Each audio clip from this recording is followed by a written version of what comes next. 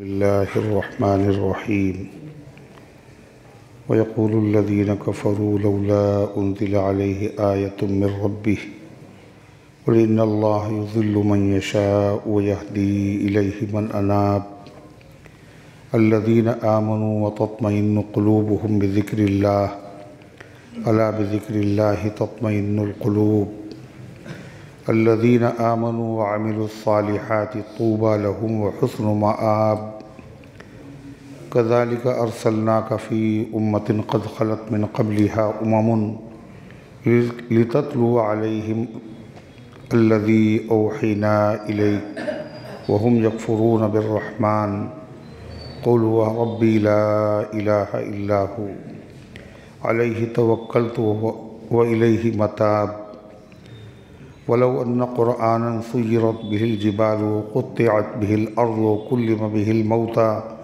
بل لله الأمر جميعا أفلم ييأس الذين آمنوا أن لو يشاء الله لهدى الناس جميعا ولا يزال الذين كفروا تصيبهم بما صنعوا قارعة أو تحل قريبا من دارهم حتى يأتي وعد الله إن الله لا يخلف الميعاد وَلَقَدِ اسْتُهْزِئَ بِرُسُلٍ مِّن قَبْلِكَ فَأَمْلَيْتُ لِلَّذِينَ كَفَرُوا ثُمَّ أَخَذْتُهُمْ فَكَيْفَ كَانَ عِقَابِ أَفَمَنْ هُوَ قَائِمٌ عَلَى كُلِّ نَفْسٍ بِمَا كَسَبَتْ جَعَلُوا لِلَّهِ شُرَكَاءَ قُلْ سَمُّوهُمْ أَمْ تُنَبِّئُونَهُ بِمَا لَا يَعْلَمُ فِي الْأَرْضِ أَمْ بِظَاهِرٍ مِّنَ الْقَوْلِ بَلْ زُيِّنَ لِلَّذِينَ كَفَرُوا مَكْرُهُمْ وَصُدُّوا عَنِ السَّبِيلِ ومن يضلل الله فما له من هاد لهم عذاب في الحياة الدنيا والعذاب الآخرة أشق وما لهم من الله من واق مثل الجنة التي وعد المتقون تجري من تحتها الأنهار أكلها دائم وظلها تلك عقبى الذين اتقوا وعقبى الذين النار وعقبى الكافرين النار والذين آتيناهم الكتاب يفرحون بما أنزل إليك ومن الأحزاب من ينكر بعضه قل إنما أمرت أن أعبد الله ولا أشرك به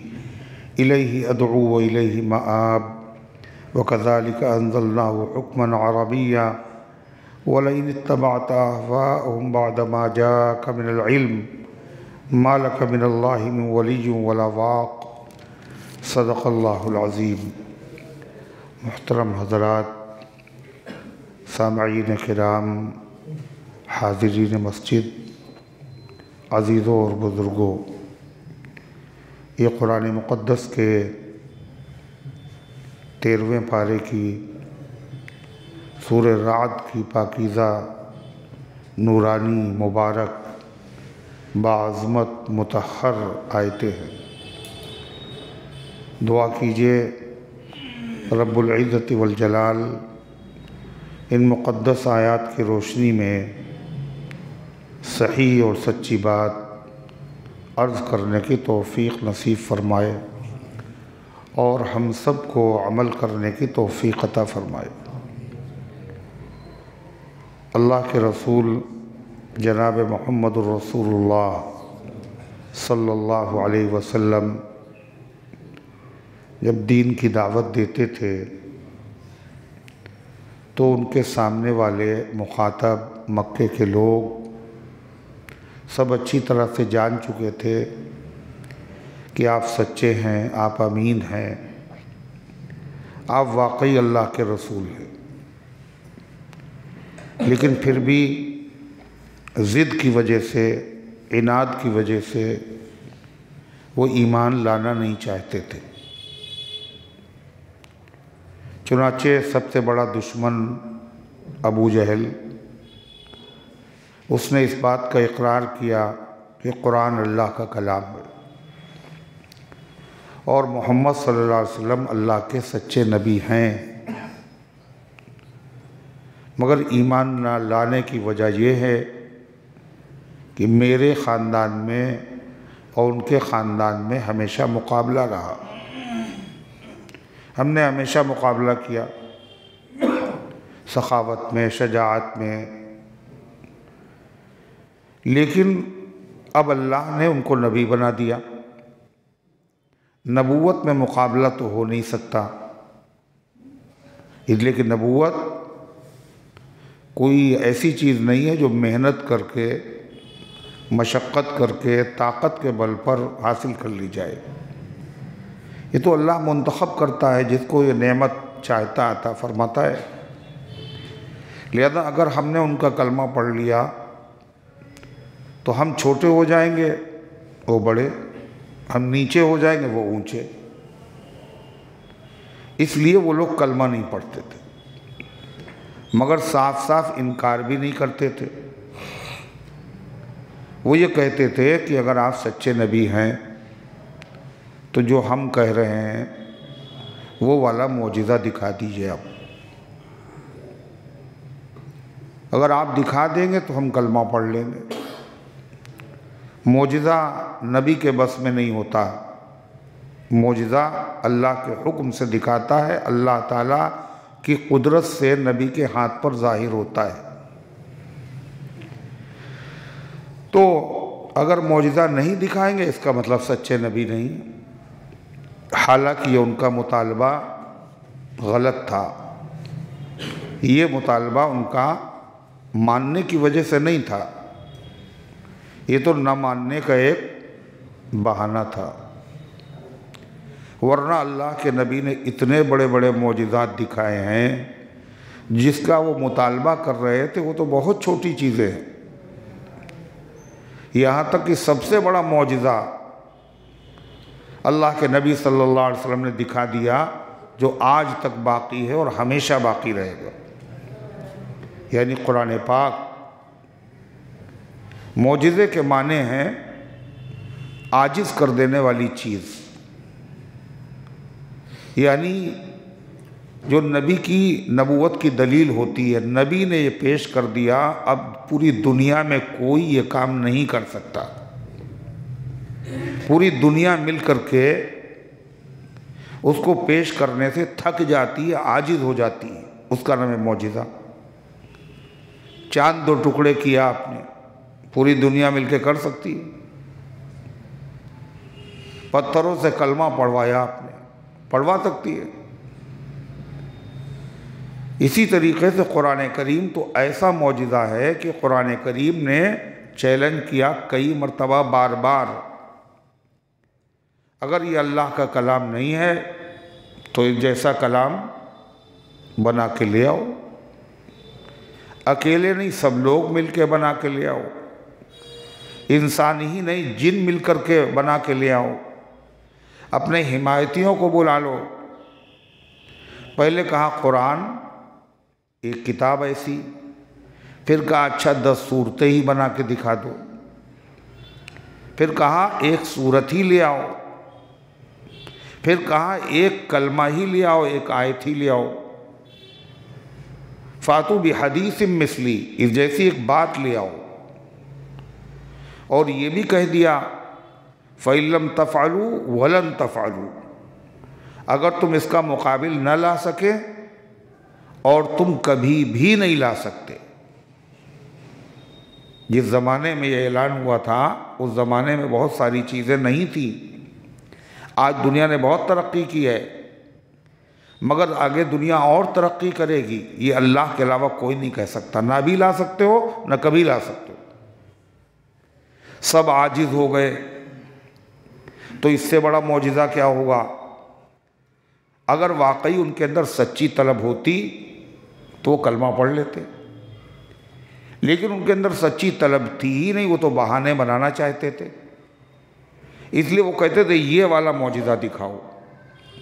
اللہ نے اسی کا ذکر کیا ہے قرآن کی اس آیت میں، سنیے، اللہ فرماتا ہے وَيَقُولُ الَّذِينَ كَفَرُوا، اور کہا کافروں نے، لَوْلَا أُنزِلَ عَلَيْهِ آیَةٌ مِّن رَبِّهِ، کیوں نہیں ان پر اتاری گئی وہ نشانی، وہ معجزہ جو ہم مانگ رہے، کیوں نہیں اتاری گئی ان کے اوپر نشانی ان کے پروردگار کی طرف سے؟ نشانی یعنی معجزہ۔ نشانیاں تو آپ نے بہت دکھائیں، معجزے تو آپ نے بہت دکھائے، وہ کیوں کہہ رہے تھے یہ؟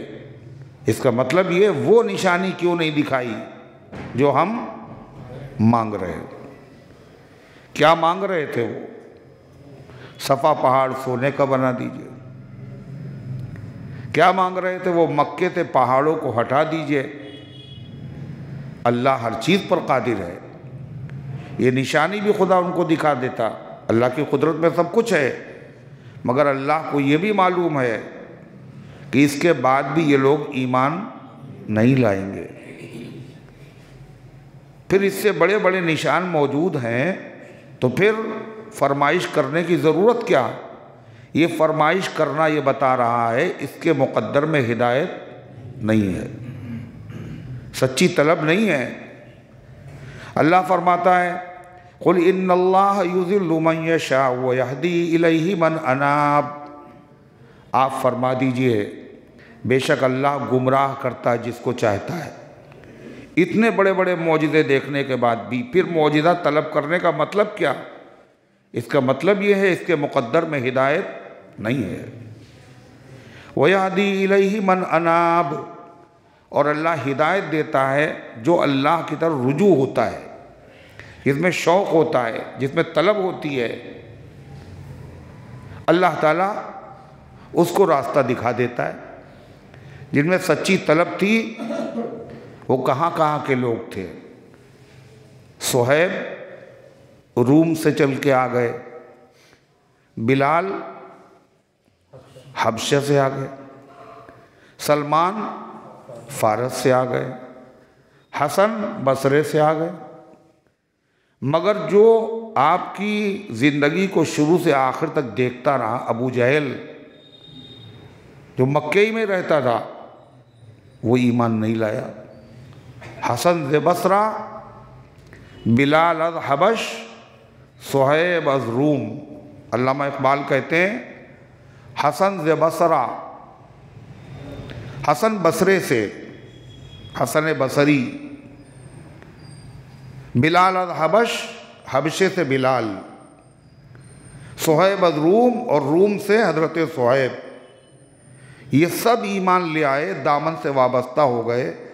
ذِ مکہ ابو جہل ایچ بلعجبیس، اور مکے کا رہنے والا ابو جہل ایمان نہیں لایا، یہ تو عجیب بات ہے۔ وجہ کیا ہے؟ ان سب میں عناد نہیں تھا، ضد نہیں تھی، ہر دھرمی نہیں تھی، طلب تھی سچی۔ جب آدمی کے اندر سچی طلب ہوتی ہے تو اللہ تبارک و تعالی اس کی طلب کے مطابق اسے ہدایت دے دیتا ہے۔ میری طلب بھی کسی کے کرم کا صدقہ ہے۔ قدم یہ خود نہیں اٹھتے، اٹھائے جاتے ہیں۔ تھوڑا سا جب بندہ محنت کرتا ہے تو اللہ کی مدد آتی۔ لَإِن جَاهَدُوا فِينَا لَنَهْدِيَنَّهُمْ سُبُلَنَا، اگر وہ محنت کریں گے ہم راستے آسان کریں گے۔ آدمی جب چلتا ہے کسی راستے پر تو اس کو ایسا لگتا ہے کہ آگے راستہ ختم ہو گیا۔ سڑک پہ آپ دیکھیں درخت آپس میں ملے ہوئے، بند ہے راستہ۔ آدمی ہمت ہار جائے، بیٹھ جائے، راستہ بند ہے، کبھی منزل پہ نہیں پہنچے گا۔ جب وہ چل پڑتا ہے تو راستہ کھلتا ہوا نظر آتا ہے۔ تو تھوڑی سی محنت تو کرے آدمی، راہ خود بڑھ کے دکھاتی ہے نشان منزل، چلنے والا بھی تو ہو کوئی گردش ایام کے ساتھ۔ بہانے بنانے سے ہدایت نہیں ملتی، فرمائشیں کرنے سے ہدایت نہیں ملتی، سچی طلب ہو تو ہدایت ملتی۔ یہ اللہ کی سنت ہے، یہ اللہ کا دستور ہے، یہ اللہ کی عادت ہے۔ سچی طلب والوں کو محروم نہیں کیا جاتا، اور جو لوگ بے طلب ہوتے ہیں، ضدی ہوتے ہیں، ان کے اوپر ہدایت کے دروازے پھر کھلتے نہیں۔ اللہ فرماتا ہے جن کے اندر سچی طلب تھی انہوں نے کیا کیا؟ وہ ایمان لے آئے۔ وہ کون ہیں؟ الذین آمنوا، جو ایمان لے آئے، ان میں سچی طلب تھی، اللہ نے کو ہدایت دے دی۔ الذین آمنوا وتطمئن قلوبہم بذکر اللہ، جو ایمان لے آئے ان کے دل مطمئن ہو گئے اللہ کے ذکر سے۔ ان کے دلوں کو اطمینان ہو گیا اللہ کے ذکر سے۔ جن میں سچی طلب تھی، انہوں نے جب اللہ کے نبی کا سب سے بڑا معجزہ قرآن دیکھا تو ان کو کیا ہو گیا؟ اطمینان ہو گیا۔ سارے شکوک و شبہات ان کے دور ہو گئے، ان کو منزل مل گئی۔ دنیا میں جب کسی آدمی میں سچی طلب ہوتی ہے تو وہ راہ ہدایت پہ آنا چاہتا ہے، ہدایت کا راستہ اپنانا چاہتا ہے، تو وہ کیا کرتا ہے؟ بے چینی اللہ اس کے دل میں پیدا کر دیتا ہے کہ ہدایت جہاں ملے اسے حاصل کر لے۔ اب وہ اپنے مذہب میں دیکھتا ہے ہدایت ہے نہیں، تو پھر وہ دوسرے مذہب کی کتابوں کا مطالعہ کرتا ہے، عیسائیت دیکھتا ہے، عیسائیوں کے عقیدے پڑھتا ہے، مگر چین نہیں ملتا۔ یہودیت دیکھتا ہے، وہاں بھی چین نہیں ملتا۔ بودھ مت کے اندر جاتا ہے، وہاں بھی اسے چین نہیں ملتا۔ سب سے آخر میں چونکہ بدنام اسلام کو بہت کیا گیا ہے، سب سے آخر میں وہ اسلام کی طرف آتا ہے، اور اسلام کو پڑھنے کے لیے وہ جیسے ہی قرآن کو پڑھتا ہے اس کا ذہن و دماغ روشن ہو جاتا ہے، اس کے شکوک و شبہات مٹ جاتے ہیں، اس کو سکون مل جاتا ہے۔ جیسے بچے کو ماں کی گود میں سکون ملتا ہے، ایسے قرآن پڑھ کر کے لوگ اجالے میں آتے ہیں۔ آج بھی دنیا میں لوگ قرآن پڑھ کے مسلمان ہو رہے، یہ ایسا معجزہ ہے۔ زبان نہیں ہے ان کی، ابو جہل کی تو زبان بھی یہی تھی کہ زبان نہیں، قرآن پڑھ لیا دل مطمئن ہو گیا، یہ انسان کا کلام نہیں، قرآن کی ہر بات معجزہ۔ اب ایک شخص جو ہے وہ اسکن کا ماہر ہے، ڈاکٹر ہے، وہ قرآن کی آیت پڑھ رہا ہے، کلما نضجت جلودہم بدلناہم جلودا غیرہا لیذوقوا العذاب۔ جب اللہ کہتا ہم عذاب دیں گے جہنم میں، تو جیسے کھال ان کی جلے گی، ہم اس کی جگہ پر دوسری کھال بدل دیں گے۔ کاہے کے لیے؟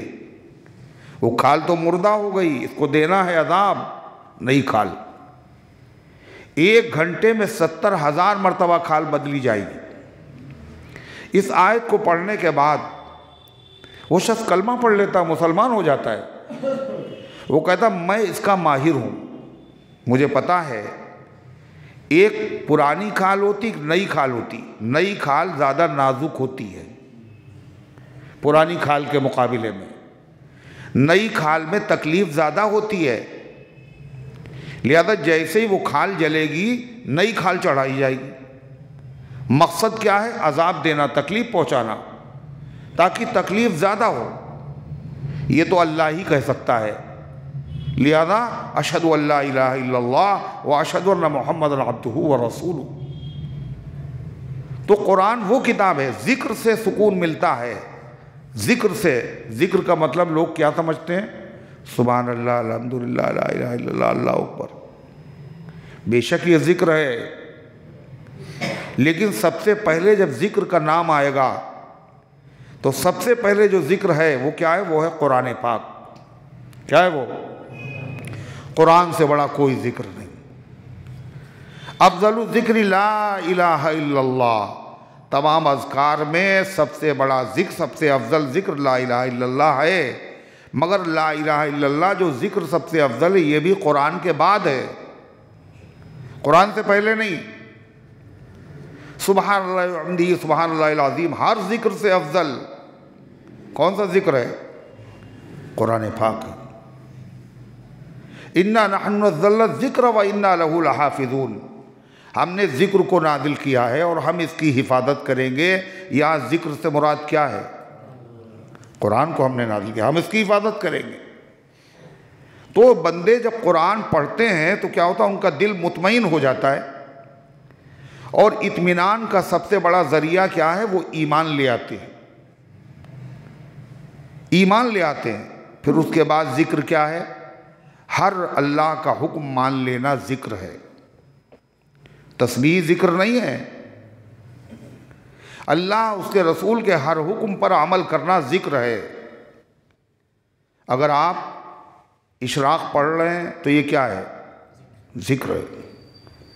نماز پڑھ رہے ہیں تو ذکر ہے، اقیم الصلاۃ لذکری، میری یاد کے لیے، میرے ذکر کے لیے نماز قائم کرو۔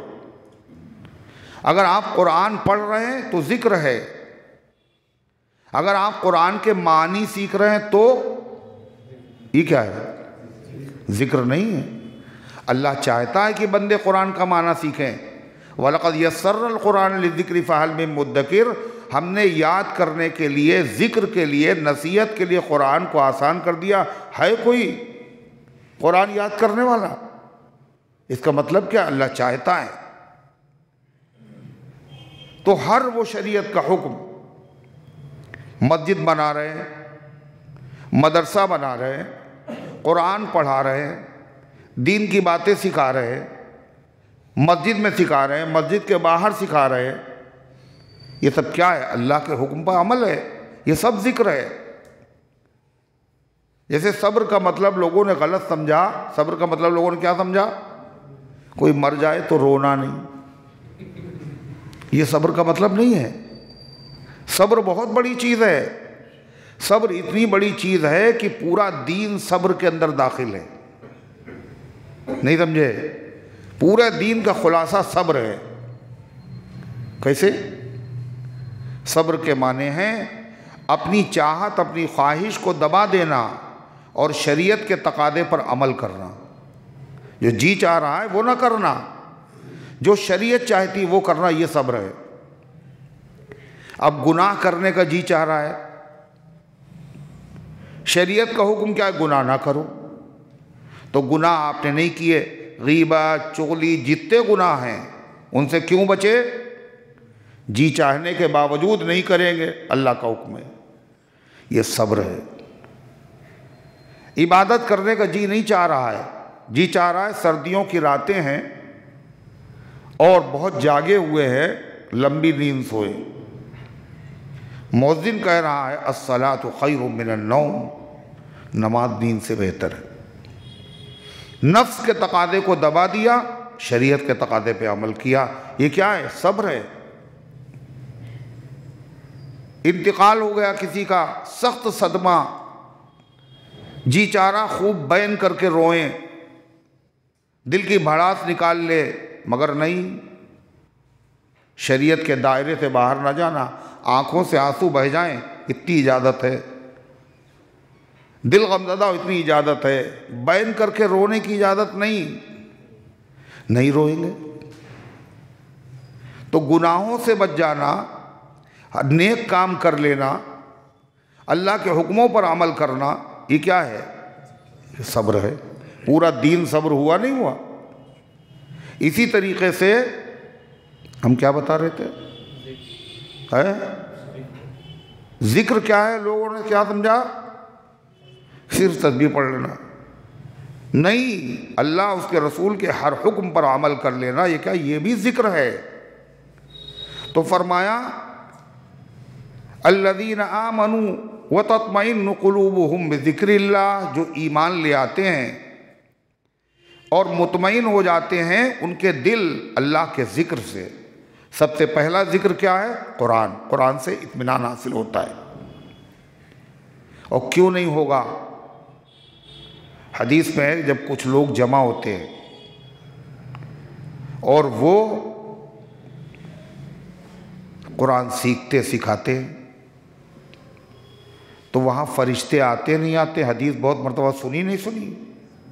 گھیر لیتے ہیں، رحمت نازل ہوتی ہے، نزلت علیہم السکینہ، سکینہ نازل ہوتا ہے۔ قرآن سے اگر آپ کو سکون نہیں مل رہا ہے، اس کا مطلب یہ ہے آپ کا دل بیمار ہے، آپ کو الرجی ہو رہی ہے، الجھن ہو رہی ہے، آپ کی روح بیمار ہے، آپ کی روح بیمار ہے۔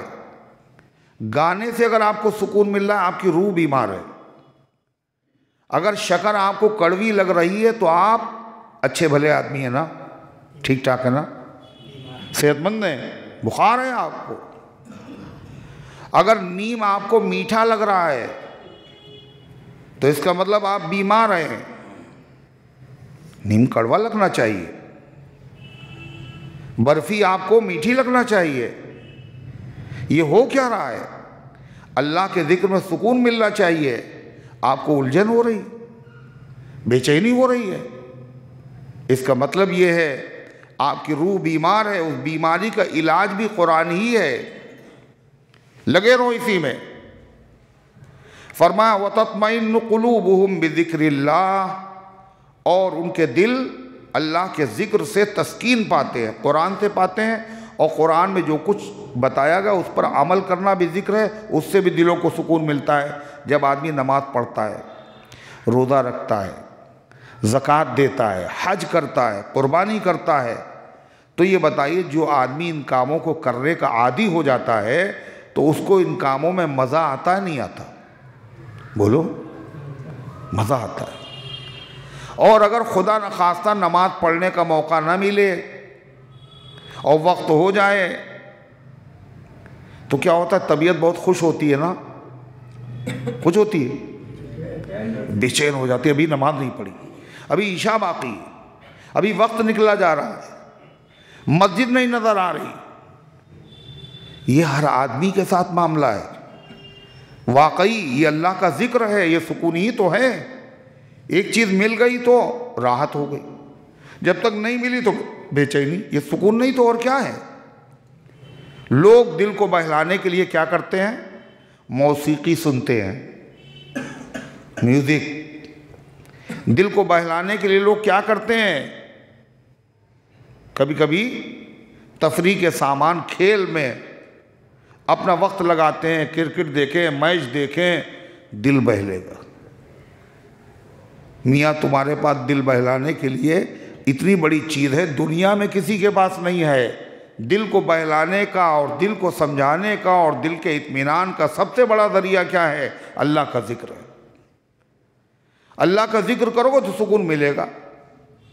یہ تو گناہ ہے، اور گناہوں کی خاصیت کیا ہے کہ اس سے سکون پیدا ہوتا ہے۔ کیا ہوتا ہے؟ سکون اللہ کی نعمت ہے، اور گناہ کرنے والے اللہ کے نافرمان ہیں۔ انعام کس کو دیا جاتا ہے؟ نافرمانوں کو۔ کس کو دیا جاتا ہے؟ فرما برداروں کو۔ گناہ کرنے کے بعد چین ملے ہو نہیں سکتا، گناہ کرنے کے بعد چین ملے ہو ہی نہیں سکتا، بے چینی بڑھے گی۔ یہ سوچ رہا ہے آدمی کو دھوکہ ہے، اس سے دل بہل گیا، اس سے دل بہل، ایسا کچھ نہیں ہے۔ یہ انعام ہے، انعام فرما برداروں کو ملتا ہے۔ اللہ کے ذکر سے واقعی بہت سکون ملتا ہے، بہت سکون ملتا ہے، بڑا اطمینان ہوتا ہے۔ ایک صاحب آئے اور کہنے لگے کہ ہمارے گھر کا بٹوارا ہو گیا، کاروبار بھی میرا بالکل نیا ہے، میرے ساتھ زیادتی ہوئی، ہاتھ پیر کٹ گئے، بے انتہا پریشان ہوں میں۔ ہم نے کہا تدبیریں تو کرنا چاہیے، مگر فی الحال ذکر کیجئے آپ، اور ذکر کیا؟ لا حول ولا قوت الا باللہ 500 مرتبہ، اول آخر درود شریف 100 مرتبہ۔ کچھ دنوں کے بعد آئے، کہلے اتنا سکون مجھے ملا ہے ورنہ میں پاگل ہو جاتا، جیسے کسی نے جلتے ہوئے دل کے اوپر برف رکھ دی ہو، اور کاروبار کے راستے بھی اللہ نے پیدا کر دیے۔ یہ کیا ہے؟ سب کچھ تو اللہ کے قبضے میں ہے۔ جب اللہ کا نام لیں گے تو بتائیے فائدہ ہوگا نہیں ہوگا؟ اللہ کا جب نام لیں گے تو اللہ متوجہ ہوگا نہیں ہوگا؟ ہر کام تو اسی سے بنتا ہے۔ ایک آدمی لکھا ہے، وہ ذکر کرتا تھا، اپنے مالا جپتا تھا، تو صنم بدھ کو کہتے ہیں، وہ کہتا تھا یا صنم یا صنم یا صنم، عقیدے کے مطابق انہیں کرتا تھا بیچارہ۔ بہت سارے لوگ کرتے ہیں۔ ایک دن اتفاق سے اس کی زبان پھسلی اور اس کی زبان سے نکل گیا یا سمد، اور سمد نام ہے اللہ کا۔ آواز آئی لبیک یا عبدی، میرے بندے میں حاضر ہوں۔ تو چوک پڑا، زندگی گزر گئی سنم سنم کرتے ہوئے، آج تک کوئی جواب نہیں ہے۔ ایک مرتبہ دھوکے سے اللہ کو بلا لیا تو آواز آ گئی۔ تو آواز سننا ضروری نہیں ہے، صرف کیا ہے، کام بن جائے۔ فاذکرونی اذکرکم، تم مجھے یاد کرو تو ہم تمہیں یاد رکھیں گے۔ خوشحالی میں یاد رکھو تو پریشانی میں تمہیں یاد رکھیں گے۔ اور اللہ جس کا ذکر کرے، اللہ نے معاہدہ کر لیا بندوں سے، کیا؟ تم مجھے یاد کرو ہم تمہیں یاد کریں گے۔ تو اللہ جس کو یاد کرے، بندے اگر اللہ کو یاد کریں تو یہ کیا ہے؟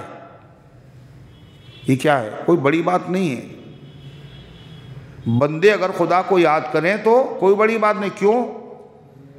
بندوں کو کام ہی اللہ مالک کو یاد کرنا، سب کچھ خدا کا دیا ہوا ہے، نہیں یاد کریں گے جائیں گے کہاں؟ بندے سب اللہ کے محتاج ہیں، لیکن اللہ اگر بندے کو یاد کرے یہ بہت بڑی بات ہے۔ ہندوستان کا وزیر اعظم، ملک کا صدر، وزیر اعظم اپنے کسی ملک کے باشندے کا نام اگر لے لے ٹی وی پہ تو وہ آدمی بہت غمزدہ ہو جاتا ہے، وہ چادر اوڑھ کے لیٹ جاتا ہے نا، ارے میرا نام لے لیا۔ اخبار میں چھپ جائیں، زمین پہ پیر نہیں پڑ رہے، سب کو فوٹو دکھا رہا ہے۔ اللہ کیا ہے؟ حاکموں کا حاکم، رب العرش والجلال، خلاق عالم، مالک عرش و کرسی، وہ ذکر کر دے بندے کا، یہ کتنی بڑی بات ہے۔ اللہ نے خود کہا قرآن میں، تم نہیں سمجھو گے، وَلَذِكْرُ اللَّهِ أَكْبَرُ، اور اللہ کا ذکر بڑی چیز ہے۔ اس کے دو مطلب ہیں، اللہ کے ذکر کو معمولی نہ سمجھو، ذکر میں بڑا پاور ہے، بڑی طاقت ہے۔ ابراہیم علیہ السلام کو جب ڈالا گیا نار نمرود میں تو ابراہیم علیہ السلام نے کیا کیا تھا؟ ارے کیا کیا تھا؟ ذکر کیا تھا۔ کیا ذکر کیا تھا؟ حسبنا اللہ ونعم الوکیل۔ تو نمرود کی آگ کا کیا بنا؟ گلزار کیسے ہو گئی؟ کیا چیز تھی اس نے گلزار بنا دیا؟ کس چیز میں یہ طاقت ہے؟ اللہ کا ذکر۔ نوح علیہ السلام کی کشتی 6 مہینے پانی برسا، کشتی کی اس پانی کے سامنے اوقات کیا تھی؟ وہ سلامت کیوں ہے؟ کشتی والے کیوں سلامت ہیں؟ بسم اللہ مجریہا و مرساہا ان ربی لغفور الرحیم، اللہ کا ذکر کر رہے ہیں۔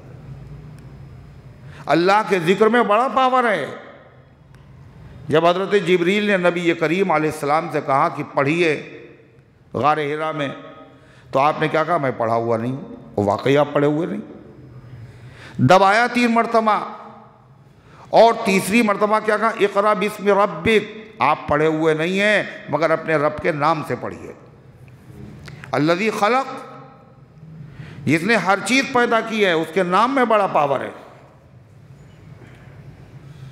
تو کیا ہوا؟ حضور نے پڑھنا شروع کر دیا۔ تو اللہ کے ذکر میں بڑا، وَلَذِكْرُ اللَّهِ اکبر، اللہ کے ذکر بڑی چیز ہے۔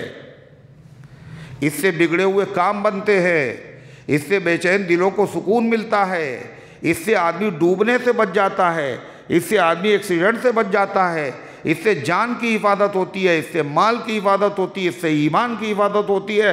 ذکر سے کیا نہیں ہوتا؟ بہت فائدے ذکر کے۔ تو اس ذکر کے فائدے ایک بزرگ بیان کر رہے تھے۔ وہاں ایک آدمی بیٹھا ہوا تھا، وہ فلسفی تھا، بہت بڑا آدمی، منطقی فلسفی۔ اس نے کہا ذکر کے اتنے فائدے سمجھ میں نہیں آ رہی بات، اتنا فائدہ ذکر میں ہوگا جو آپ بتا رہے ہیں، یہ بھی ہو جائے گا، یہ بھی ہو جائے گا، یہ بھی ہو جائے گا، یہ بھی ہو جائے گا، سمجھ میں نہیں آ رہا۔ تو اللہ والوں کے سمجھانے کا انداز کیسا ہوتا ہے؟ الگ ہوتا ہے، نرالا، اللہ سے کنیکشن ہوتا ہے نا ان لوگوں کا۔ تو انہوں نے کیا کہا؟ اے خر تو چے میدانی، اے گدھے تجھے کیا پتا ہے؟ وہ فارسی زبان، اس کی زبان فارسی، کہ اللہ کے ذکر پہ اتنا فائدہ ہوتا ہے سمجھ میں نہیں آتا۔ اے خر تو چے میدانی، اے گدھے تجھے کیا پتا ہے؟ اور وہ آدمی بہت بڑا اپنے زمانے کا آدمی تھا، بڑا نام تھا اس کا، ہزاروں شاگرد تھے اس کے. اس کو کہہ دیا بھری مجلس میں گدھا. جب اس کو گدھا کہا تو کیا ہوا پتہ ہے آپ کو؟ وہ پسینہ پسینہ ہو گیا، مارے شرم کے پسینہ، بے انتہا پسینہ، پورا تر ہو گیا پسینے میں. تو شیخ نے کہا کیا ہوا آپ کو؟ یہ کیا ہو رہا ہے آپ کو؟ یعنی بلڈ پریشر اس کا ہائی ہو گیا. یہ کیا ہو رہا ہے آپ کو؟ کہنے آپ نے مجھے گدھا کہہ دیا. کہنے ظالم میں نے تجھے گدھا کہا ہے، گدھا کہنے میں اتنا اثر ہوا ہے تو سوچ اللہ کہنے میں کتنا اثر ہوگا. ارے گدھا کہا تو تم پسینے میں بھیگ گئے. جب اس کہنے میں اتنا اثر ہوا ہے تو اللہ کا نام لینے میں کیا اثر ہوگا؟ یہ ہوتا سمجھنا. تو اللہ فرماتا ہے وَتَطْمَئِنُّ قُلُوبُهُمْ بِذِكْرِ اللَّهِ، ان کے دل مطمئن ہو جاتے ہیں اللہ کے ذکر سے، شکوک و شبہات ان کے ختم ہو جاتے ہیں اور عبادت ان کی جان بن جاتی ہے. اگر نماز چھوٹ جاتی ہے تو لگتا ہے جیسے سب کچھ چھوٹ گیا. الا بذکر اللہ تطمئن القلوب، اور باخبر ہو جاؤ دلوں کو سکون اللہ کے ذکر ہی سے ملے گا، نہ دنیا سے، نہ دولت سے، نہ گھر آباد کرنے سے. تسلی دل کو ملتی ہے خدا کو یاد کرنے سے. اللہ نے پتہ بتا دیا. اطمینان چاہیے تمہیں؟ دنیا کا کوئی مشغلہ لے لو، سکون نہیں ملے گا. دلی سکون، حقیقی سکون دولت میں ہے. اگر دولت میں سکون ہوتا تو دولت مند لوگ خودکشی نہ کرتے، رات میں آرام سے سو رہے ہوتے. دولت میں سکون نہیں. حکومت میں سکون ہے. حکومت میں اگر سکون ہوتا تو بشار الاسد بھاگ کر کے روس میں پناہ نہ لیتا، قارون دھسایا نہ جاتا، فرعون ڈبویا نہ جاتا. تو بڑی فکریں ہیں، آپ کو کیا پتا؟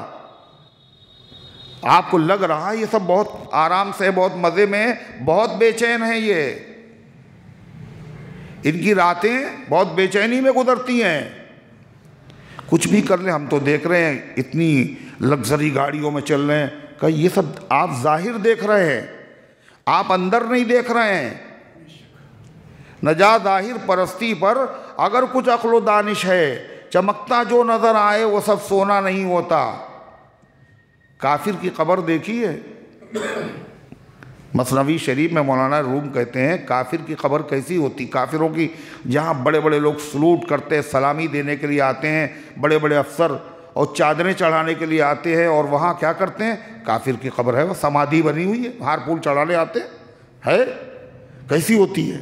مٹی پڑی ہوئی ہوتی ہے وہاں، ہے خالی مٹی پڑی ہوتی ہے، پکا چبوترا، ٹائلس لگے ہوئے ہیں، قیمتی چمک رہی ہے بالکل ایک دم سے، مگر بظاہر وہ اتنی خوبصورت ہے، مگر قبر کے اندر کیا ہے یہ آپ کو پتہ نہیں. مثنوی شریف میں مولانا روم کہتے ہیں از بروچو گور کافر پر حلل وندرو قہر خدائے عز و جل. باہر سے تو ایسا لگ رہا ہے جیسے کسی کافر کی قبر ہو جو چمک رہی ہے، بڑی ٹیپ ٹاپ ہے اس کے اوپر، مگر اندر کیا ہے؟ اللہ کے قہر و غضب کی بجلیاں چمک رہی ہیں. تو اس لیے سکون کی حالت نہیں ہے. سکون کاہے میں ہے؟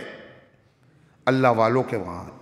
آپ دیکھیں تو ذرا صحیح اللہ والوں کا حال، یعنی بے چینیاں، پریشانیاں اللہ والوں کے وہاں آتی نہیں آتی نا.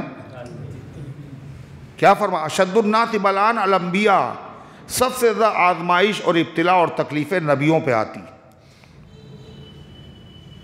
فالامثل ثم الامثل، پھر جو ان سے درجہ ہے، پھر جن کا درجہ ان سے کم ہے، سب سے زیادہ آتی. اتنی پریشانیاں آنے کے باوجود اللہ والوں کا دل بے چین نہیں ہوتا.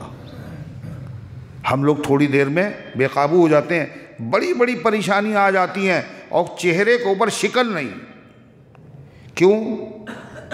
جیسے واٹر پروف گھڑیاں ہوتی ہیں، اگر پانی میں آپ ڈال دیں، پانی اندر نہیں جائے گا، اگر آپ نیل پالش لگا دیں کاہے پہ، انگلی پہ جو خواتین لگاتی ہیں، تو کیا ہے یہ واٹر پروف ہے؟ اب وضو کریں گے تو پانی نہیں جائے گا، وضو بھی نہیں ہوگا۔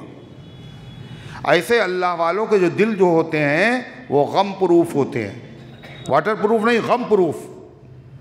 غم جو ہے چاروں طرف تو رہے گا ان کے، مگر اندر نہیں گھسے گا۔ مصیبتیں نظر آئیں گی ان کے پاس، یہ پریشانی وہ پریشانی، مگر دل ان کا اندر سے مطمئن ہوتا ہے۔ کیوں؟ یہ برکت کاہے کی ہوتی ہے؟ الا بذکر اللہ تطمئن القلوب۔ دل جو مطمئن ہوتے ہیں وہ اللہ کے ذکر سے ہوتے ہیں، ان کا ڈائریکٹ تعلق اللہ سے ہوتا ہے۔ ایک بزرگ تھے، تو ان کے پاس کسی بادشاہ نے ہدیے و تحفے میں ایک ہیرا دیا۔ ہیرا بہت ہی معمولی سی چیز ہوتی ہے، اچھا بہت قیمتی۔ تو ان کا الحمدللہ وہ رکھ دو۔ ایک دن خادم آیا گھبرایا ہوا اور ہانپتا کانپتا، کہنے حضرت وہ جو قیمتی ہیرا آیا تھا وہ کھو گیا ہے۔ کہنے الحمدللہ الحمدللہ، نہ آنے کی خوشی نہ جانے کا غم۔ کیوں؟ مطمئن ہے، دل بھرا ہوا ہے اللہ کے ذکر سے، اللہ کی محبت سے۔ اب اس میں غیر کی گنجائش ہی نہیں ہے۔ اگر دودھ سے بھرا ہوا پیالہ ہے، آپ تھوڑا سا اس کے اندر دودھ اور ڈالیں تو کیا ہوگا؟ باہر جائے گا وہ؟ کوئی چیز ڈالے گنجائش ہی نہیں اس میں۔ اللہ کی محبت سے بھرا ہوا ہے، ذکر سے بھرا ہوا ہے۔ حضرت شیخ عبد القادر جیلانی رحمۃ اللہ علیہ، ان کو ایک شخص نے ایک آئینہ دیا، شیشہ، بڑا قیمتی، اس زمانے میں رہا ہوگا، کہیں سے آیا ہوا ہدیے میں۔ بزرگوں کے وہاں قیمتی قیمتی چیزیں ہدایہ میں آتی ہیں، مانگتے ہنگتے کچھ نہیں ہیں، خود بخود چلتا چلا آتا ہے سب۔ اللہ سے تعلق ہے نا۔ تو ایک روز خادمہ جو تھی، اب وہ اللہ والوں کے وہاں جو خادم ہوتے ہیں وہ بھی اللہ والے ہوتے ہیں، جیسی صحبت ویسے اثرات۔ تو اس نے آ کے خبر دی۔ بزرگ لوگ کہتے ہیں کوئی بات ہو تو بتایا کرو، یہ نہیں چپ چاپ رکھ لیے، پریشانی ہو تو بتاؤ، غلطی ہو گئی تو بتاؤ، گناہ ہو گیا تو بتاؤ، اس کا علاج ہوگا۔ تو اس نے آ کے بتایا کہ وہ آئینہ جو تھا، جو ہدیے میں آیا تھا، بڑا قیمتی، ٹوٹ گیا۔ تو اس نے کیا کہا؟ از قضا آئینہ چینی شکست۔ یہ دیکھیے، یہ خبر دے رہی ہے، یعنی ایک شعر کہہ کے خبر دے رہی ہے، مصرع۔ از قضا آئینہ چینی شکست، تقدیر سے وہ جو چین سے آیا ہوا آئینہ تھا وہ ٹوٹ گیا۔ تو حضرت نے سنا، حضرت نے فرمایا خوب اسد اسباب خودبینی شکست، بہت اچھا ہوا، وہ اپنے آپ کو دیکھنے کی ایک چیز تھی اور وہ ٹوٹ گئی، اچھا ہی ہوا۔ کیا اپنے آپ کو دیکھنا ہے تو اللہ کی نشانیوں کو دیکھنا، اس کو دیکھ کے کیا کریں گے؟ کوئی مسئلہ نہیں۔ اور یہاں اگر تھوڑا سا نقصان ہو جائے تو کیا ہے؟ بچے کو مار رہے ہیں، کسی کو پیٹ رہے ہیں، اور غصے سے بے قابو ہے، موڈ خراب ہے، اتنا بڑا نقصان ہو گیا، اتنا بڑا نقصان، کچھ نہیں۔ سب سے بڑی دولت اللہ کا ذکر۔ فرمایا الا بذکر اللہ تطمئن القلوب۔ تو جو لوگ الگ الگ تلاش کر رہے ہیں سکون اور چین، اچھے اچھے مکانات ہیں، عمدہ قسم کا فرش ہے، اعلیٰ درجے کے گدے ہیں، خوشبوئیں ہیں، سردی کا انتظام، گرمی کا انتظام، مگر بستر کے اوپر لیٹے ہوئے ہیں، نیند نہیں آ رہی، بے چینی ہے۔ تو اعلیٰ درجے کے بستروں کا نام راحت نہیں ہے، ڈیکوریشن کا نام راحت نہیں ہے۔ راحت و اطمینان ایک دولت ہے جس کو خریدا نہیں جا سکتا۔ آپ کہیں اور تلاش کر رہے ہیں اسے، آپ نے جو نمبر ملایا ہے وہ رانگ نمبر ہے، اس سے بات آپ کی نہیں ہوگی۔ صحیح نمبر سے جب تک رابطہ نہیں کریں گے، اور صحیح نمبر خدا نے بتا دیا، کیا کہا؟ الا الا عربی میں کہاں پہ آتا ہے؟ تنبیہ کرنے کے لیے، متنبہ کرنے کے لیے، خبردار کرنے کے لیے، غلطی نہ کرنا۔ الا بذکر اللہ تطمئن القلوب، باخبر ہو جاؤ دلوں کو سکون اللہ کے ذکر ہی سے ملتا ہے اور ملے گا۔ اللہ تعالی ہم سب کو ذکر کرنے کی توفیق عطا فرمائے۔ اور ذکر ہے کیا؟ ذکر ہے کیا معلوم؟ فرض ہے، فرض ہے۔ کب فرض ہے؟ ہر وقت، ہر وقت فرض ہے۔ نماز میں ذکر ہے، جہاد میں ذکر ہے، اٹھتے بیٹھتے چلتے پھرتے ہر وقت فرض ہے۔ کیا کہا؟ اذکروا اللہ قیاما وقعودا وعلی جنوبکم، اللہ کو یاد کرو کھڑے ہونے کی حالت میں، بیٹھنے کی حالت میں، لیٹنے کی حالت میں، بازار میں، دکان پر، جب موقع ملے تو کیا کرو؟ اللہ کا ذکر کرو۔ یہ فرض ہے۔ نماز کے بارے میں یہ نہیں کہا نماز خوب پڑھو، روزے خوب رکھو، مگر ذکر کے بارے میں کیا کہا؟ وَاذْكُرُوا اللَّهَ كَثِيرًا، اللہ کو خوب یاد کرو، خوب یاد کرو۔ اذکروا اللہ حتی یقال انہ مجنون، اتنا اللہ کو یاد کرو، اتنا ذکر کرو، اتنا ذکر، لوگ کہیں پاگل ہو گیا، لوگ کہیں دیوانہ ہو گیا، دیوانے بن جاؤ اللہ کے، اتنا ذکر کرو۔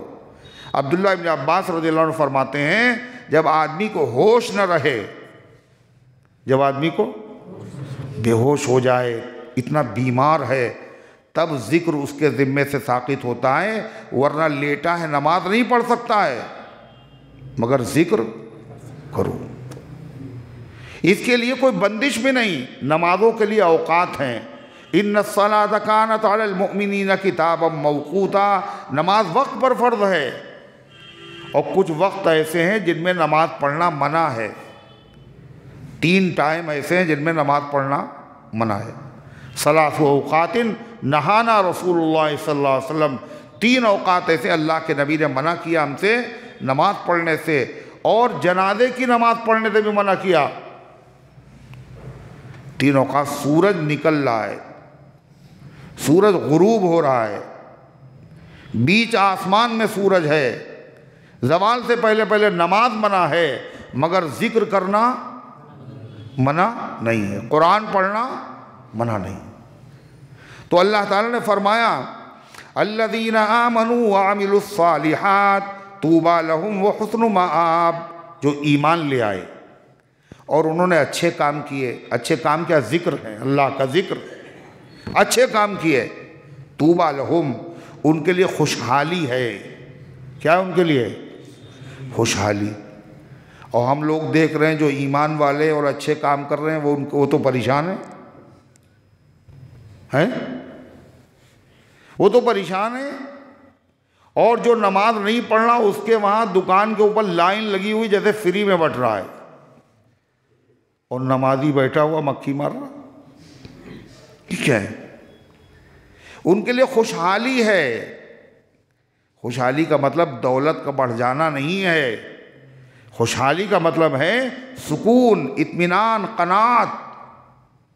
پریشان نہیں ہے، بے چینی نہیں ہے، اسی تھوڑے میں برکت دے دی اللہ نے۔ جو ہزاروں سے کام نہیں ہوتا وہ تھوڑے میں ہو رہا ہے۔ ارے ہے یا نہیں؟ ایک مل کے مالک ہیں، اب پریشان کاہے پہ ہیں؟ دوسرا اور ہو جاتا، 2 کے ہو گئے پھر تیسرا اور ہوتا۔ اللہ کے نبی نے کیا کہا؟ اگر آدمی کے پاس سونے کی 2 وادیاں میدان ہوں، 1 کلو 2 کلو 1 ٹن 2 ٹن سونا نہیں، پورے میدان ہوں 2 بڑے بڑے، تو وہ آدمی سکون نہیں ملے گا۔ لبتغى ثالثا، تو وہ تلاش میں رہے گا تیسرا اتنا ہی بڑا اور میدان سونے کا مل جائے۔ اس کی چاہت، اس کی حرص کبھی ختم نہیں ہوگی۔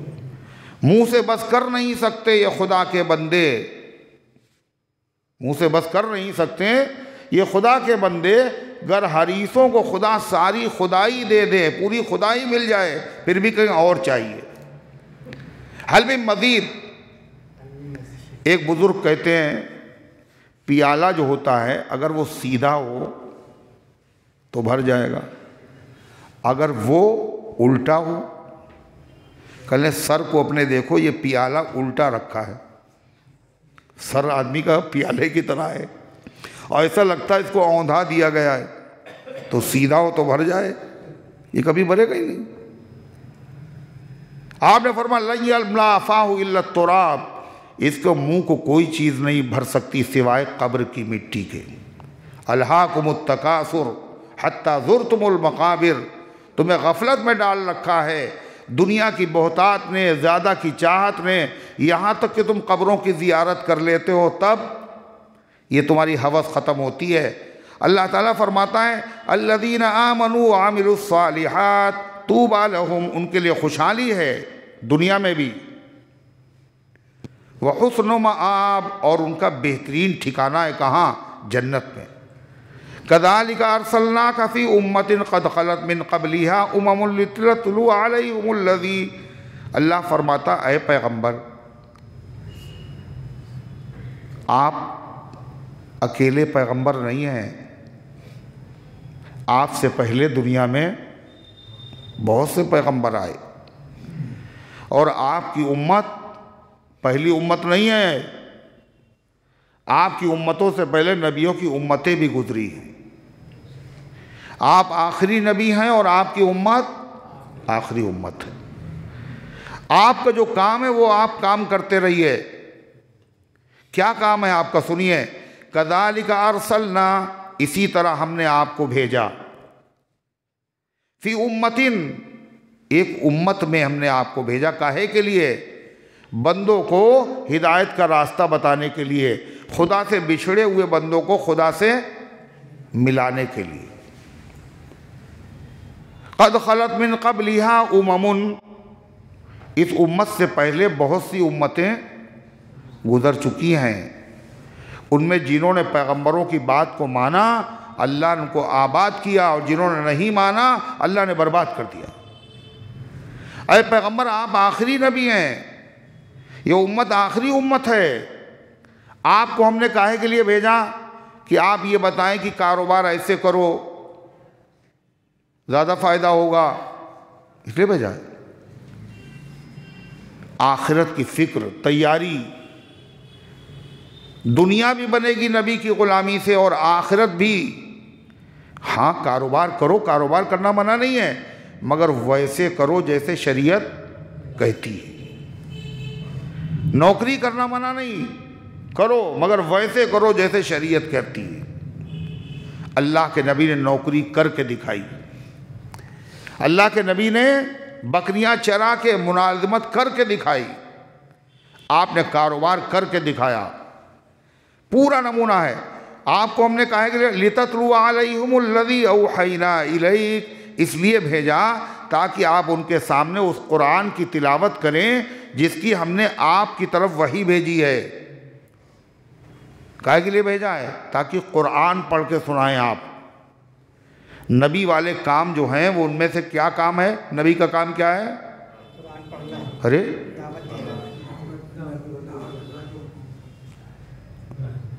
اللہ کیا کہہ رہا قرآن میں؟ تاکہ آپ ان کے سامنے تلاوت کریں۔ قرآن کی تلاوت یہ کس کا کام ہے؟ کس کا کام ہے؟ نبی والا کام نہیں۔ قرآن پڑھنا، سب سے پہلے قرآن پڑھنا، نبی کے 3 کام، یتلو علیہم آیاتک ویعلمہم الکتاب والحکمہ ویزکیہم، اللہ کی کتاب کی تلاوت کرے، کتاب کی تعلیم دے۔ کون سی کتاب؟ قرآن کی۔ اللہ کے نبی تعلیم کرتے تھے کون سی کتاب کی؟ قرآن کی۔ یعلم الکتاب، کتاب کی تعلیم دے، حکمت، دانائی کی باتیں بتائیں آپ، سنت، ویزکیہم، دلوں کو پاک و صاف کرے۔ یہ سب نبی والے کام ہیں، یہ سب دین کے کام ہیں۔ اللہ فرماتا ہم نے کیوں بھیجا آپ کو؟ لِتَتْلُوَ عَلَيْهِمُ الَّذِي أَوْحَيْنَا، تاکہ آپ ان کو پڑھ کر کے سنائیں وہ کتاب جو ہم نے آپ کی طرف وحی کر کے بھیجی ہے۔ وہ کون سی کتاب بھیجی؟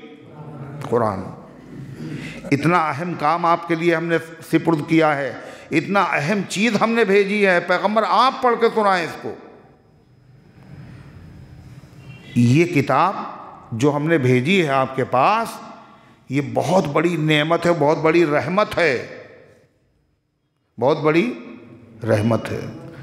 اللہ کے ناموں میں سے اللہ کے بعد سب سے مکرم، سب سے محترم، سب سے بڑا نام کیا ہے؟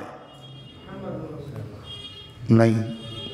اللہ کے ناموں میں سے غور کرو ہم کیا پوچھ رہے ہیں، اللہ کے 99 نام ہیں، اللہ کے 99 ناموں میں سے اللہ کے بعد سب سے زیادہ باعظمت، مکرم، سب سے افضل اور اعلیٰ نام کون سا ہے؟ رحمان رحمان۔ جیسے کسی کو اللہ نہیں کہہ سکتے، عبداللہ اگر نام ہو تو اللہ کہنا ناجائز اور حرام ہے، کسی کا نام عبد الرحمن اگر ہے تو اس کو خالی رحمان کہہ کے بلانا کیا ہے؟ حرام و ناجائز۔ عبد الرحمن، عبداللہ، بسم اللہ الرحمن الرحیم۔ اللہ تعالیٰ نے فرمایا کیا؟ قُلْ ادْعُوا اللَّهَ أَوِ ادْعُوا الرَّحْمَٰنَ، آپ کہہ دو چاہے اللہ کہہ کے خدا کو بلاؤ چاہے رحمان کہہ کے بلاؤ۔ رحمان اللہ کا وہ نام ہے جو اللہ کے بعد سب سے افضل اور اعلیٰ ہے۔ رحمان کہتے کس کو ہے؟ بہت مہربان، بہت رحم کرنے والا، جو مانگنے سے خوش ہوتا ہے اور نہ مانگنے سے خفا ہوتا ہے۔ رحمان جو نعمتیں دیتا ہے، رحمتیں دیتا ہے۔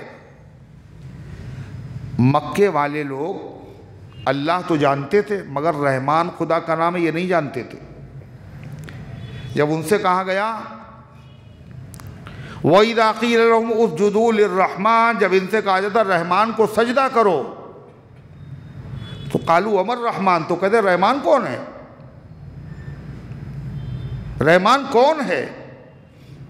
جب صلح حدیبیہ ہوئی، اللہ کے نبی علیہ السلام نے کہا حضرت علی سے لکھو بسم اللہ الرحمن الرحیم، تو کافروں کے نمائندے نے کیا کہا؟ یہ رحمان الرحیم ہم نہیں جانتے، وہی لکھو جو لکھا کرتے تھے، کاٹیے اس کو۔ بسم اللہم، اللہ کہتے تم رحمان کو نہیں جانتے؟ اللہ نے قرآن میں اپنا تعارف کرایا رحمان کسے کہتے ہیں۔ قرآن میں ایک سورت ہے باقاعدہ اس نام سے، کیا نام ہے اس کا؟ سورہ رحمان۔ اس رحمان کی اسٹارٹنگ وہاں سورت کی کہاں سے ہو رہی ہے؟ الرحمن علم القرآن۔ رحمان کو نہیں جانتے؟ رحمان وہ ہے جس نے قرآن کی تعلیم دی ہے۔ اللہ نے خالی قرآن کی تعلیم دی۔ رحمان جس نے رحمت کی ہے، رحمان جس نے نعمتیں دی ہیں، اور پوری سورہ رحمان نعمتوں سے بھری ہوئی، اور ہر نعمت کے بعد خدا کیا کہتا ہے؟ فَبِأَيِّ آلَاءِ رَبِّكُمَا تُكَذِّبَانِ، کون سی نعمتوں کو جھٹلاؤ گے؟ مگر تمام نعمتوں میں سب سے پہلے خدا نے جو سب سے بڑی نعمت تھی اس کو بیان کیا، وہ کون سی نعمت ہے؟ ارے الرحمن علم القرآن۔ رحمان، وہ تم رحمان کو نہیں پہچانتے جس نے قرآن کی تعلیم دی۔ یہ سب سے بڑی نعمت ہے، یہ اللہ کی سب سے بڑی رحمت ہے، یہ اللہ کی رحمت کو متوجہ کرنے کا ذریعہ ہے، یہ اس امت کی سب سے بڑی عبادت ہے۔ یہ قرآن اس امت کے علاوہ کسی امت کو نصیب نہیں ہوا۔ آپ نے فرمایا اعظم عبادتی امتی تلاوت القرآن، میری امت کی سب سے بڑی عبادت قرآن کریم ہے۔ نہیں سمجھ میں آ رہی بات؟ انسان و جنوں کو کائے کے لیے پیدا کیا؟ عبادت کے لیے۔ اے اللہ کے رسول یہ بتائیے سب سے بڑی عبادت کون سی ہے؟ نبی کی بات ہے، فیصلہ کون کر رہا؟ کوئی مولوی نہیں کر رہا ہے، اللہ کے نبی۔ میری امت کی سب سے بڑی عبادت کیا ہے؟ قرآن کریم کی تلاوت۔ اللہ جب کسی پر رحمت کرنا چاہتا ہے تو قرآن سیکھنے کی توفیق دیتا ہے، قرآن پڑھنے کی، قرآن پڑھانے کی۔ نہیں سمجھ میں آئی بات؟ قرآن اتنی پسندیدہ اللہ تعالیٰ کی کتاب ہے، اللہ نے کہا پڑھنے کی بات پر جو کچھ ملے گا وہ تو ملے گا، اگر قرآن ٹھیک سے سن لو گے تو اللہ کی رحمت برس جائے گی۔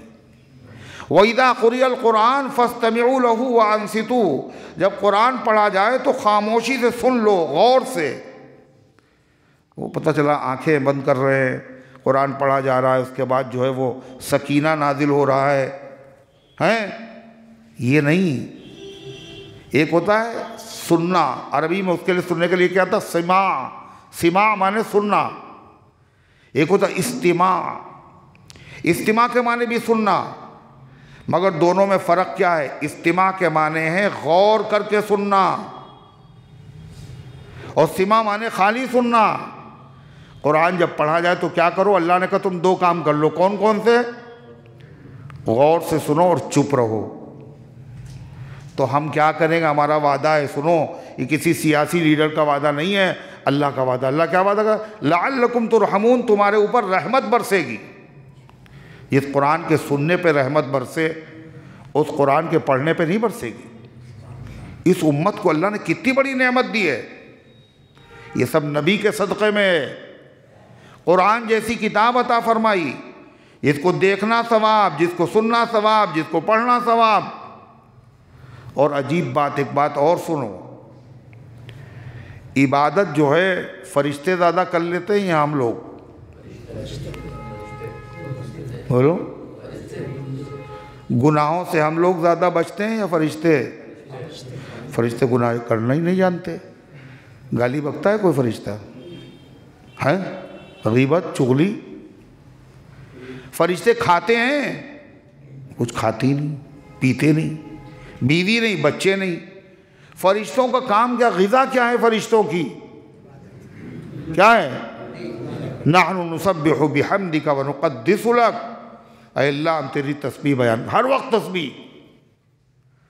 مگر فرشتے تسبیح تو پڑھ لیتے ہیں، مگر فرشتے قرآن نہیں پڑھ پاتے۔ فرشتے قرآن نہیں پڑھ پاتے۔ فرشتے قرآن سننے کے لیے آپ کی مسجدوں میں آتے ہیں، اللہ سے اجازت مانگتے ہیں۔ اس سے اندازہ لگائیے کیا کہ جو نعمت اللہ نے فرشتوں کو نہیں دی، وہ نعمت ہم گنہگار نبی کے امتیوں کو عطا فرما دی۔ وہ نعمت کیا ہے؟ قرآن کی تلاوت۔ کتنا بلند ہو گیا مٹی کا آدمی رشتہ رسول پاک کے قدموں سے جوڑ کے۔ اللہ فرماتا ہے پیغمبر ہم نے آپ کو کیوں بھیجا؟ لِتَتْلُوَ عَلَيْهِمُ الَّذِي أَوْحَيْنَا إِلَيْكَ، تاکہ آپ ان کے سامنے اس قرآن کی تلاوت کریں جو ہم نے وحی کے ذریعے سے آپ تک بھیجی ہے۔ وَهُمْ يَكْفُرُونَ بِالرَّحْمَانِ، وہ بڑے ناقدرے ہیں، انہوں نے رحمان، ان کو چاہیے تھا رحمان کی بھیجی ہوئی نعمت کی قدر کرتے، ایمان لے آتے، مگر وہ ایمان نہیں لائے۔ وَهُمْ يَكْفُرُونَ بِالرَّحْمَانِ، وہ رحمان کا انکار کرتے ہیں، وہ رحمان کی عبادت نہیں کرتے۔ اللہ تعالیٰ فرماتا ہے ان سے کہہ دو تم رحمان کو نہیں جانتے؟ ہم بتاتے ہیں رحمان کا پتہ کیا؟ قُلْ هُوَ رَبِّي، رحمان وہ میرا رب ہے، جو میرا رب ہے وہی رحمان، جو رحمان ہے وہ میرا رب ہے۔ لا الہ الا ہوا، اس کے علاوہ کوئی عبادت کے لائق نہیں ہے۔ علیہ توکلت، تم مانو یا نہ مانو، ہماری مخالفت کرو، مجھے کوئی پرواہ نہیں ہے، میں نے اسی پر بھروسہ کر لیا۔ وَإِلَيْهِ مَتَابٌ، اور اسی کی طرف مجھے لوٹ کر کے جانا بھی ہے، تم مانو اور چاہے نہ مانو۔ ان لوگوں نے مانا نہیں، کلمہ پڑھا نہیں، بلکہ ان لوگوں نے نہ ماننے کے لیے بہانے تلاش کیے۔ کیا کہا کافروں نے؟ سنیے، ابو جہل اور عبداللہ ابن امیہ، کون کون؟ یہ دونوں حرم میں آ کے بیٹھ گئے ایک جگہ۔ اللہ کے نبی جب تشریف لائے حرم میں تو ابو جہل نے عبداللہ ابن امیہ کو بھیجا، جاؤ وہ آپ کے پاس آیا اور کہنے لگا کہ ہم سارے عرب کے لوگ سب کی ذمہ داری لیتے ہیں، سب آپ کا کلمہ پڑھ لیں گے، سب آپ پر ایمان لے آئیں گے، مگر ہماری قوم کا مطالبہ یہ ہے، آپ 3 مطالبے ہمارے پورے کر دیے، 3 باتیں بس۔ کون کون؟ پہلا مطالبہ یہ کہ مکے کی زمین جو ہے وہ کھیتی کے لائق نہیں ہے،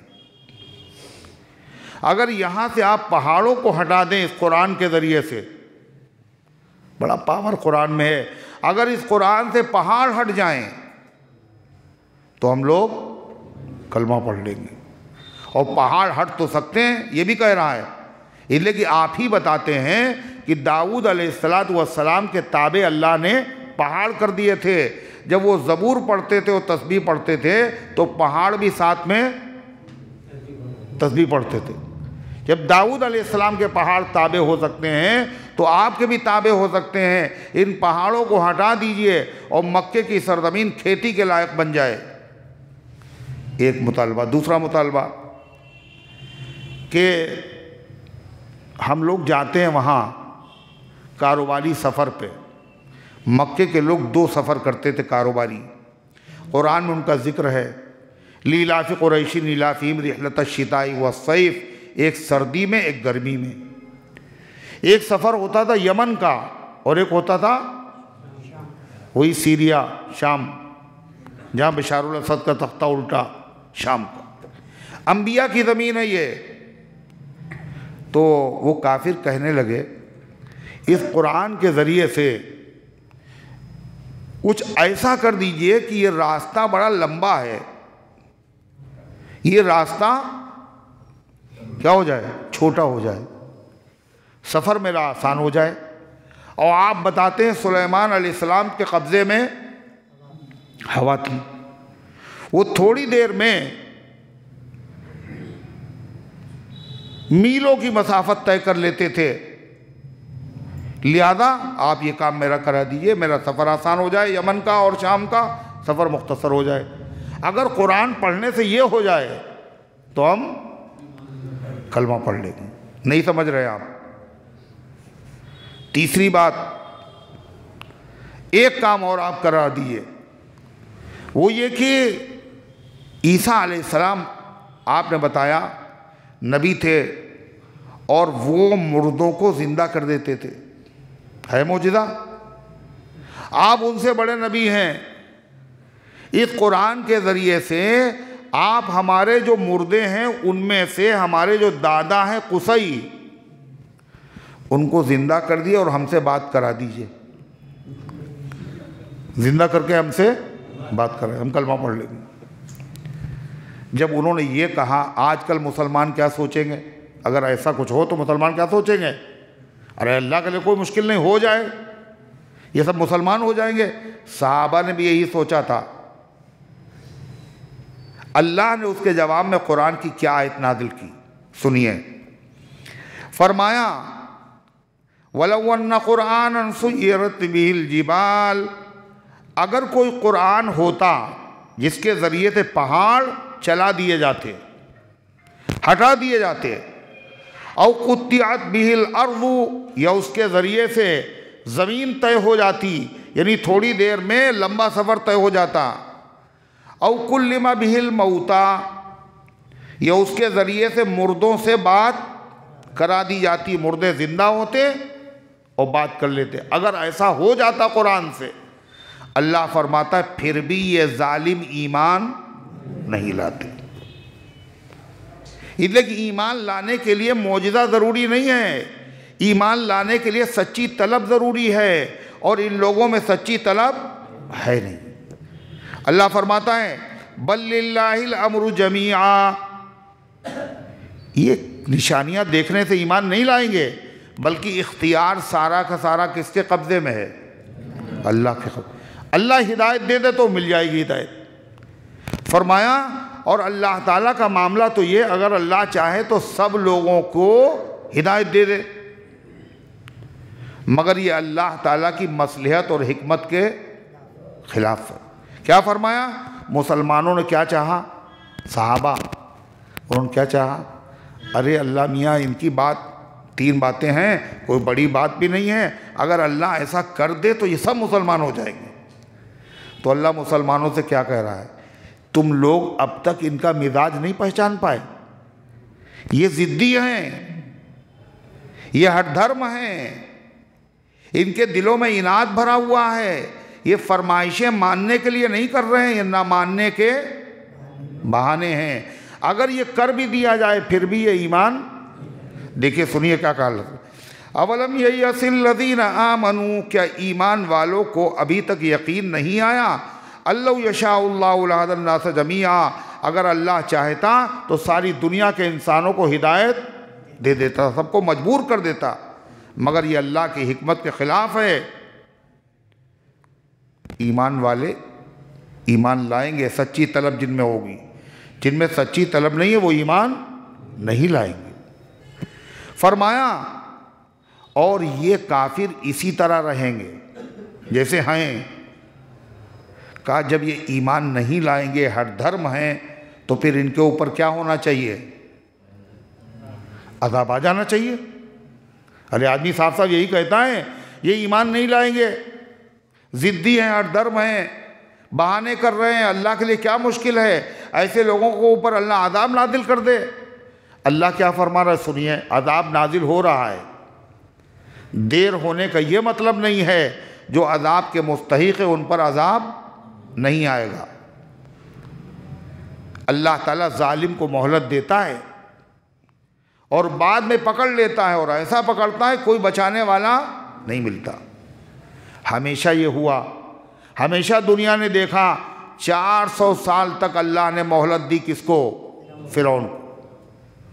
سر میں درد نہیں ہوا اس کے، اتنی بڑی حکومت، فرعون ذی الاوتاد، اتنا بڑا ظالم فرعون تھا، میخوں والا فرعون۔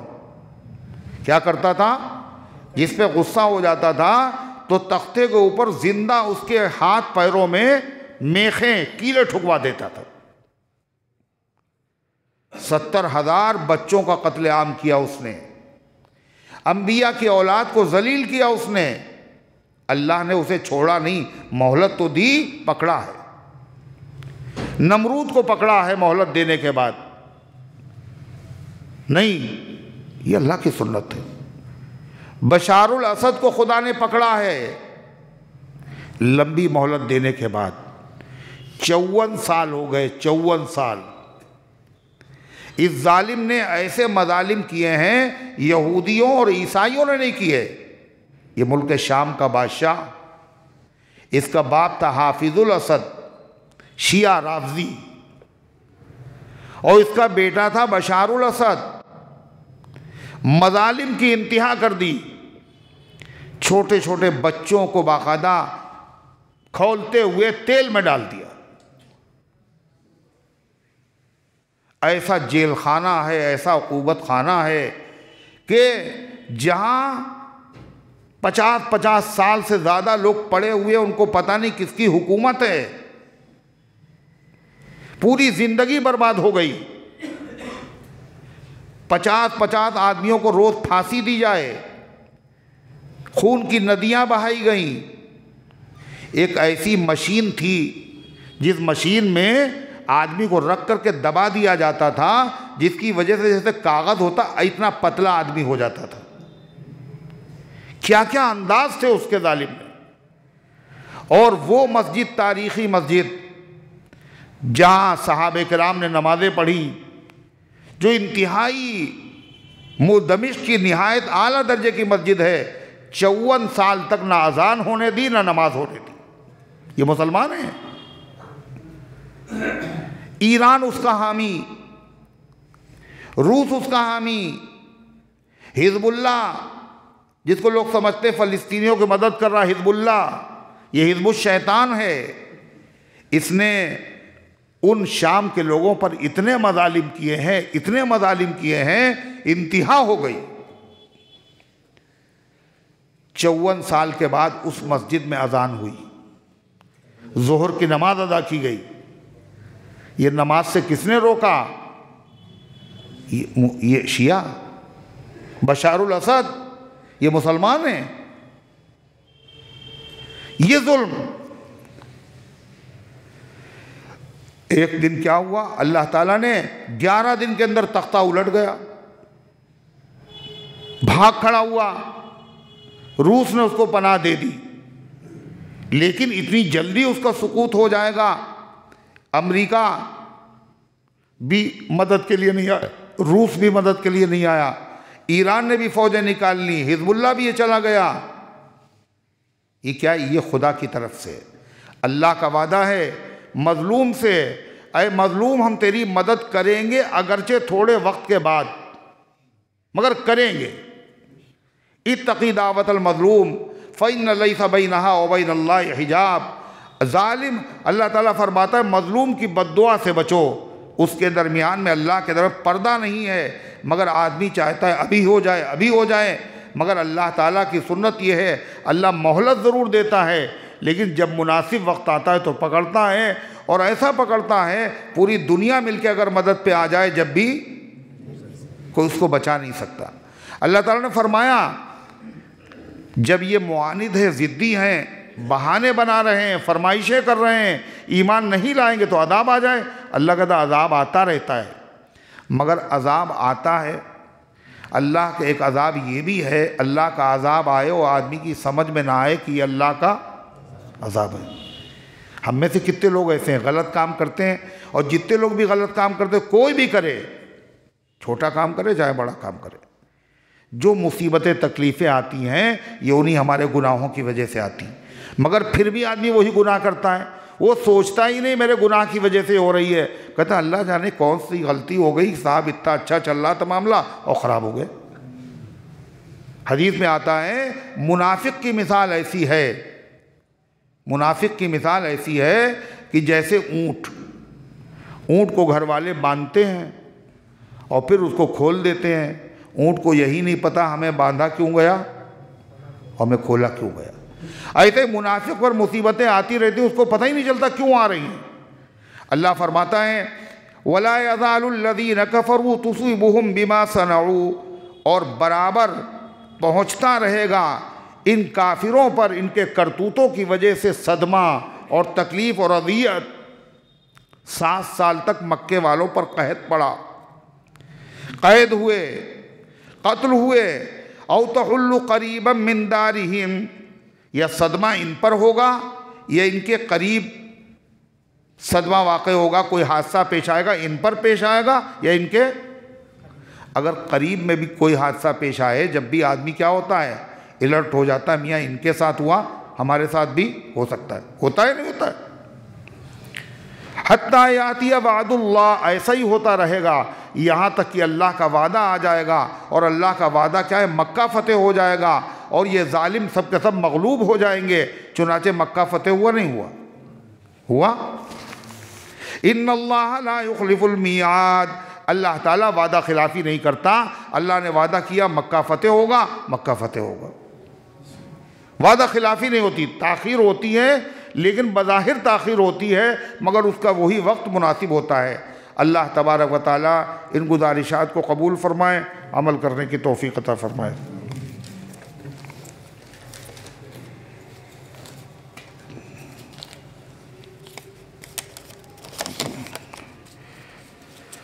چھبیس دسمبر کو میری طلاق ہوئی تھی، پیریڈ مہینہ آیا تھا، 9 دن بعد کو دوسرا پیریڈ تھا، تیسرا پیریڈ۔ دیکھیے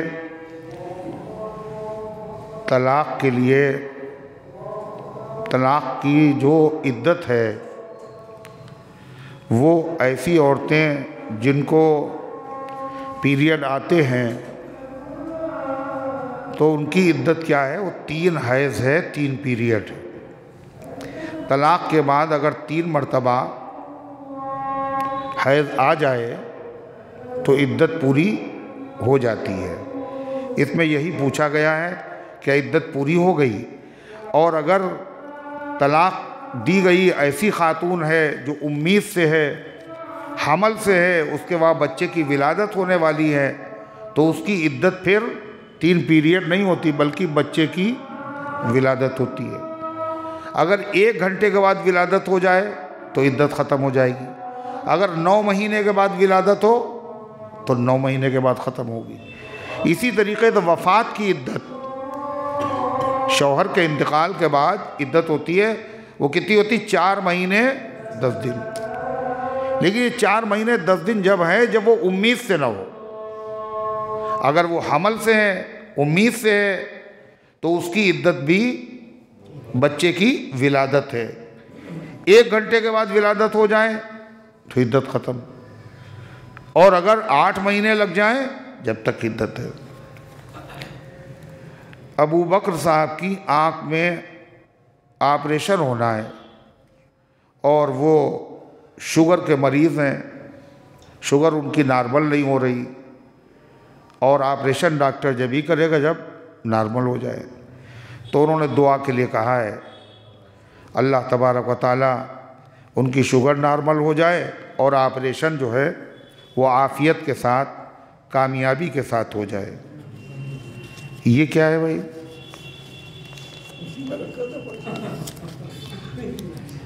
کون سے پرچے میں رکھا ہوا تھا؟ یہ والا۔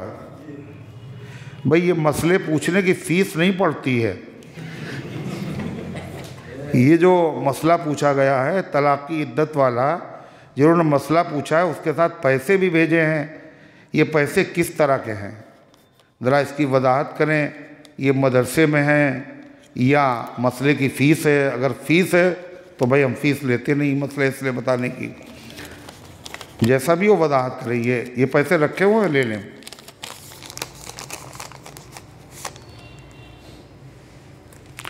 اللہم صلی علی سیدنا وعلی آل سیدنا کما تحب و ترضى عدد ما تحب و ترضى اللہم انت السلام و منک السلام تبارک یا ذا الجلال والاکرام۔ اے اللہ ہم سب کی حاضری کو اپنے رحمت سے قبول فرما، دین اسلام کی خدمت کے لیے ہم سب کو قبول فرما۔ اے اللہ دین کی خدمت والوں کی خدمت کے لیے ہم سب کو قبول فرما، سارے عالم میں ہدایت کی ہواؤں کو چلا دے، اپنے دین کی خدمت کے لیے ہم سب کو قبول فرما لے۔ اے اللہ جہاں کہیں تیرے بندے پریشان حال غیب سے ان کی مدد فرما۔ اے اللہ اس درس قرآن کو قبول فرما، اس کے فیض کو گھر گھر کے اندر پہنچا دے، اس کی برکت سے عقائد کی، اعمال کی، اخلاق کی، معاشرے کی اصلاح فرما، اس کو ہم سب کی نجات اور مغفرت کا ذریعہ بنا دے۔ اے اللہ جو بیمار ہے شفا عطا فرما، جو حاجت مند ہے ان کی حاجتوں کو پورا فرما، جو غلط مقدمات میں ماخوذ ہیں عزت کے ساتھ، اجلت کے ساتھ ان کو رہائی عطا فرما۔ اے اللہ مسجد اقصیٰ کی، حرمین شریفین کی، دنیا بھر کی مسجدوں کی، مدرسوں کی، خانقاہوں کی، قبرستانوں کی حفاظت فرما۔ اے اللہ ہمارے ملک کی، ہمارے وطن کی فرقہ پرستوں کی شرارت سے حفاظت فرما۔ اے اللہ جنہوں نے دعاؤں کے لیے کہا ہے یا ان کا ہم پر حق ہے، یہ وہ امید رکھتے ہیں، ان سب کے نیک مقاصد میں کامیابی نصیب فرما۔ جو دنیا سے جا چکے ان سب کی مغفرت فرما، ہم سب کو اسلام پر زندہ رکھ، ایمان پر موت دے، ایمان والوں کے ساتھ حشر فرما۔ آمین یا رب العالمین۔ وصلی اللہ علی النبی الکریم برحمتک یا رحم اللہ۔